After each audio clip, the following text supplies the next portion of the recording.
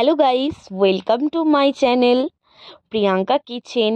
তো আজকে আমি আপনাদের সাথে গাজরের এক রেসিপি নিয়ে চলে এসেছি।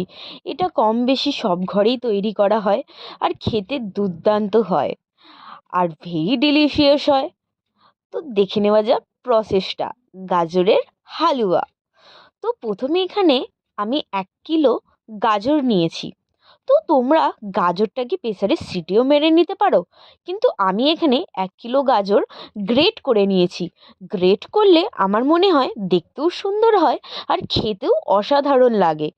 তো এখানে পরিশ্রমটা একটু বেশিই লাগে, যেহেতু অনেকগুলো গাজর, কিন্তু ওই পরিশ্রম করলে কি হবে, রেজাল্টটা তো ভালো আসে, খেতে দুর্দান্ত হয়।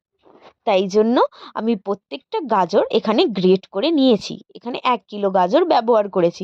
এখানে আপনারা রিফাইন তেল থেকেও বা বাটার দিয়েও বানাতে পারেন। এখানে আমি শুদ্ধ দেশি ঘি ব্যবহার করেছি। এখানে আমি কিছু পরিমাণ ঘি ইউজ করেছি, আপনারা নিজেদের মতো ইউজ করতে পারেন। এখানে আমি 1 কিলো গাজর দিয়ে ফেলছি সব কটা। দেখে নিন গ্রেট করে কতটা সুন্দর লাগছে, যেটা প্রেসারে সিটি মারলে এত সুন্দর একটা ফ্লেভার, মানে দেখতে অতটা সুন্দর হয় না, বাট এখানে দেখতে কতটা সুন্দর লাগছে। তো এখানে আমি 20 মিনিট ধরে নেড়েছিলাম ভালো করে গাজরগুলোকে ঘিতে, যতক্ষণ না একটা ময়েশ্চার বেরিয়ে আসছে বা গাজরগুলো একটুখানি সিদ্ধ হয়ে যাচ্ছে, ততক্ষণ আমি 20 মিনিট ধরে এটাকে সমানে কন্টিনিউয়াসলি নেড়ে গেছিলাম।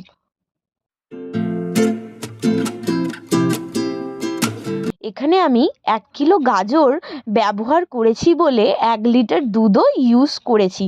তো তোমরা গাজরের পরিমাণ বাড়ালে দুধেরও পরিমাণটা বাড়িয়ে দেবে। এখানে আমি ভালো করে একটু নাড়াচাড়া করে নিচ্ছি। এখানেও আপনাদের আধ ঘন্টা দুধের মধ্যে সিদ্ধ করতে হবে। তো তোমরা চিনিও দিতে পারো, কিন্তু আমি এখানে গুড় ব্যবহার করেছি। 250 গ্রাম গুড় আমি এখানে ব্যবহার করেছি। তোমরা চাইলে চিনিও নিজেদের মিষ্টতা অনুযায়ী আপনারা দিতে পারেন। তো এখানে আমি কিছু ড্রাই ফ্রুটস গ্রেট করে নিচ্ছিলাম। এই মেশিনটা আমি নতুন অর্ডার করেছিলাম, ভাবলাম ভিডিওতে দেখাই। তো আমার বাবা এখানে গ্রেট করতে সাহায্য করছিল। তো এখানে আমি আলমন্ড কিছু গ্রেট করছিলাম, আর আমি কাজু, আলমন্ড আর কিশমিশটা গোটা দিয়েছিলাম, আর কাজু আর আলমন্ডটাই গ্রেট করে নিচ্ছিলাম।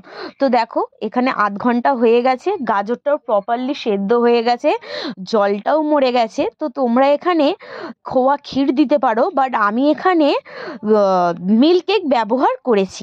এখানে আমি 200 গ্রামের মতো মিল্ক কেক ব্যবহার করেছি।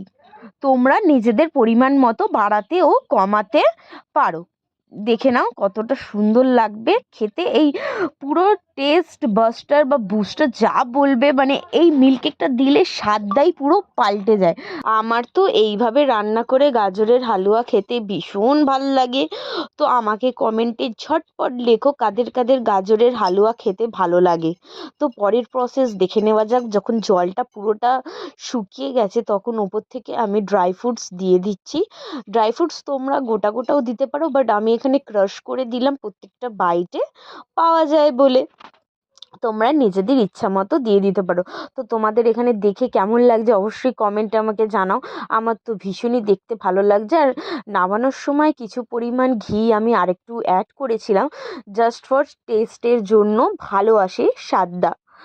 তো সবাই আমাকে কমেন্টে লেখো কারা কারা গাজরের হালুয়া আগেও খেয়েছো, বা কারা কারা গাজরের হালুয়া নিজেদের ঘরে করেছো, আমাকে প্লিজ কমেন্টে জানাও। আর আমার ভিডিও কেমন লাগছে অবশ্যই আমাকে কমেন্টে তোমরা জানাও। তোমরা আমার কাছ থেকে কী ধরনের রান্নার ভিডিও দেখতে চাও আমাকে অবশ্যই কমেন্টে জানাও। আর কে কোথায় থেকে দেখছো অবশ্যই আমাকে কমেন্টে জানাও সবাই মিলে। তো আমার এই গাজরের হালুয়া কার কার পছন্দ হলো অবশ্যই আমাকে কমেন্টে জানিয়ে বলবেন। আর এইভাবে সাপোর্ট করে যাবেন।